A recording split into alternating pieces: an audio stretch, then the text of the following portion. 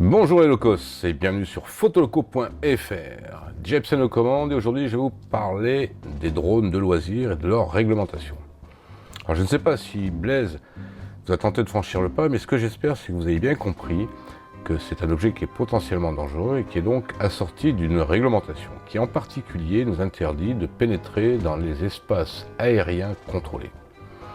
Pour ça, Blaise vous a donné le lien vers cette carte qui se trouve donc sur le site de Géoportail. Le problème, c'est que, en cherchant des renseignements, il a trouvé des sources qui critiquent cette carte en expliquant qu'elle est imprécise, incomplète et qu'il ne faut donc pas l'utiliser, mais qu'il faut plutôt se servir de ce type de carte. Oui, pourquoi pas. Ici, nous avons l'IP 1/500e de l'espace inférieur, sur lequel, eh bien, oui, on voit tout à fait les limites des zones aériennes réglementées, comme ici autour de l'aéroport de Nice. Eh bien, nous avons la CTR, Control Traffic Region, c'est-à-dire l'espace de la tour de contrôle, qui va du sol jusqu'à 3500 pieds. Autour, nous avons les zones de départ et d'arrivée, les TMA, Terminal Area, comme ici la TMA Nice 13, qui va de 1000 pieds sol jusqu'au niveau 65. Nous y voyons, voilà, ici les zones de voltige, les héliports. Ici, nous avons une zone PAPA, Prohibited, c'est-à-dire une zone interdite. Donc, ça est parfaitement clair. Clair. J'en suis pas si sûr. À mon avis, pour vous, tout ça, c'est du charabia. Eh bien, c'est exactement le sentiment que Blaise a eu en ouvrant ce type de carte. Il s'est vite rendu compte, en fait, que pour un néophyte, c'est parfaitement illisible. Alors, comme il sait que j'ai une formation d'aéronaute, eh bien, il m'a demandé conseil. Et je vous propose de partager avec vous mon analyse. Ça vous intéresse? Alors suivez-moi.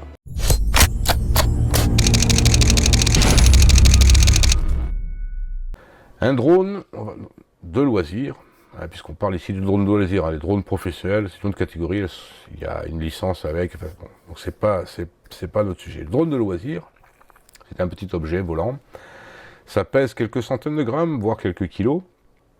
Ça peut atteindre des vitesses de l'ordre de 50-60 km/h, et surtout c'est équipé de lames de rasoir qui tournent à très grande vitesse. Ce sont les hélices de sustentation. Il est assez facile de comprendre que c'est potentiellement très dangereux.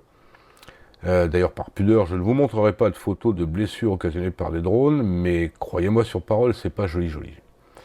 En plus, ça utilise l'espace aérien. Alors cet espace, pour un néophyte, c'est pas évident, mais il est relativement encombré. Il y a la circulation militaire, il y a l'aviation de tourisme, l'aviation sanitaire, et puis évidemment le transport aérien. Et tout ce monde cohabite et se coordonne en utilisant des procédures assez complexes qui sont parfaitement incompatibles avec les drones de loisirs. Au vu de tout ça, donc, l'administration a établi depuis 2012 une réglementation qui, et j'insiste, n'est pas là pour vous embêter, pour vous restreindre, mais au contraire pour vous permettre de pratiquer cette activité de loisir en toute sécurité. Cette réglementation elle est basée sur deux grands principes. Le premier, interdiction de survol des rassemblements de personnes. Ça veut dire exit les agglomérations, mais également les plages, surtout l'été, les concerts, etc. Ça, c'est plutôt facile à gérer. Le deuxième aspect, c'est l'interdiction de pénétrer dans les zones aériennes réglementées. Pour cela, on va utiliser des cartes. Alors celle-là, ben non, ça c'est une carte aéronautique, il faut quelques années de pratique pour y être à l'aise. C'est pas du tout adapté aux drones de loisirs. L'administration le sait parfaitement, c'est pour ça qu'elle a établi cette carte sur Géoportail, qui est une carte parfaitement officielle, puisque les données sont fournies par la DGAC, Direction Générale de l'Aviation Civile. Simple d'emploi, par un code couleur qui est rappelé ici. Vous pouvez savoir en fonction de position si le vol de drone est autorisé ou interdit, et s'il est autorisé, jusqu'à quelle hauteur. Mais alors, que reproche-t-on à cette carte? Eh bien, comme tout outil, il a des qualités et des défauts. Il faut donc bien apprendre à le connaître pour s'en servir correctement. Première chose, il ne faut pas s'en servir seul. Il faut systématiquement l'associer avec la réglementation. C'est l'ensemble de toutes ces sources d'informations qui vont vous permettre d'être conforme à la règle. Imprécision, alors je vous rassure de suite, tout ce qui concerne les zones aériennes réglementées y est parfaitement représenté. Ça, c'est pas un souci. Non, ce qui pose problème, ce sont les agglomérations. Tout simplement parce que c'est établi à l'aide d'un logiciel basé sur un fond cadastral qui, en fonction de la densité des habitations, applique ou pas la couleur rouge de l'interdiction de survol.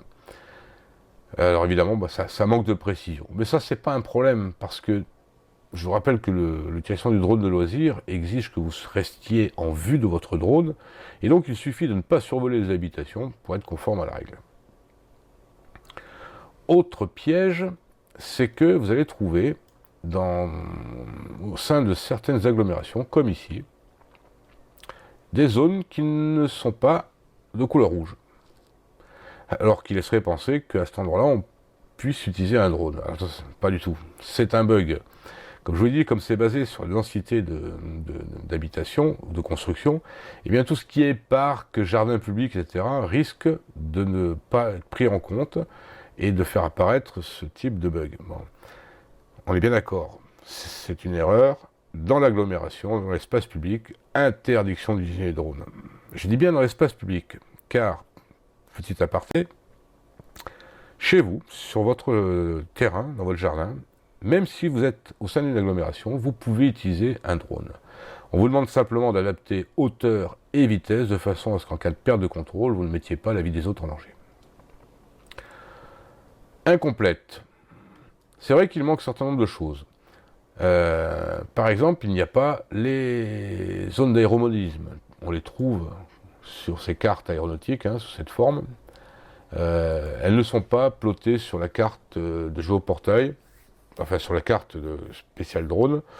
Bon, c'est pas très gênant parce que c'est pareil, une zone d'aéromodélisme, ça se repère assez facilement. C'est un terrain qui est dégagé, c'est une sorte de mini-aéroport avec une toute petite piste, mais surtout, s'il y a de l'activité, il va y avoir des voitures et des gens. Et alors à ce moment, on applique le principe de base, on ne survole pas les gens. Donc tenez-vous bien à l'écart de cette zone, ou alors à ce moment-là, allez les voir et éventuellement coordonner avec eux votre activité de pilote de drone. Il manque également les héliports privés. Alors, je crois qu'en France, c'est pas monnaie courante. Cependant, un héliport, privé ou pas, doit respecter un certain nombre de normes. Et c'est facilement repérable puisque c'est une grosse surface, plate, ronde, avec un gros H peint au milieu. Et qu'en général, à proximité, il y a un hélicoptère ou tout au moins un hangar aéronautique.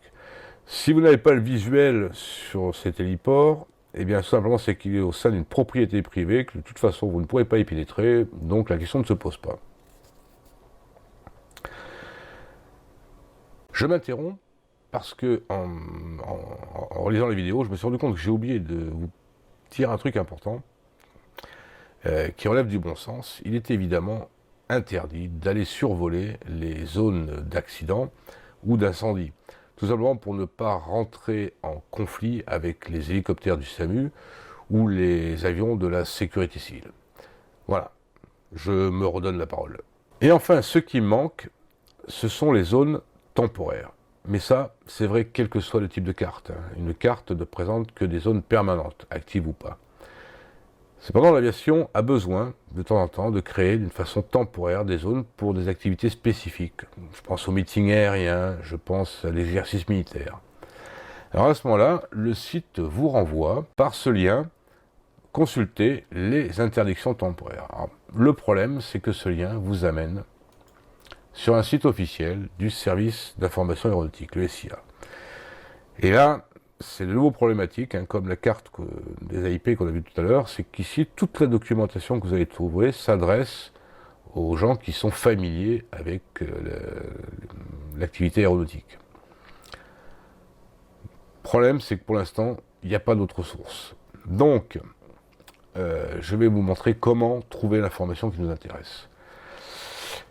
La documentation aéronautique, c'est l'AIP, les AIP. C'est Air Information Publication.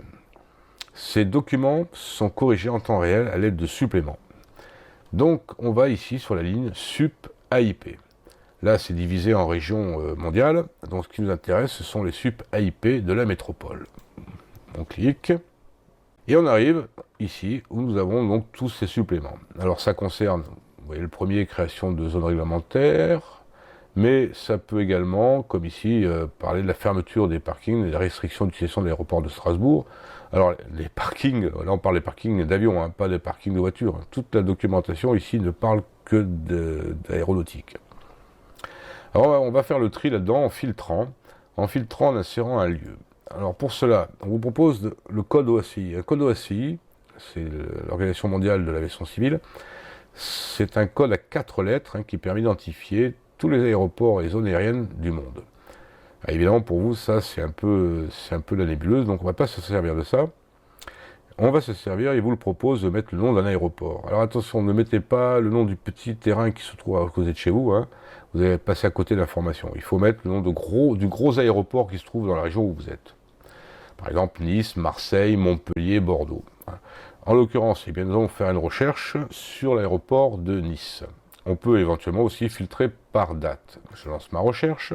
Et il ne reste plus que 3 sup IP, vous voyez, avec des problèmes d'évaluation de procédure ou de restriction d'utilisation de l'aéroport, mais surtout le premier, il parle de la création d'une zone réglementée temporaire, en l'occurrence pour l'occasion du Grand Prix de Monaco. Alors on va ouvrir ce document.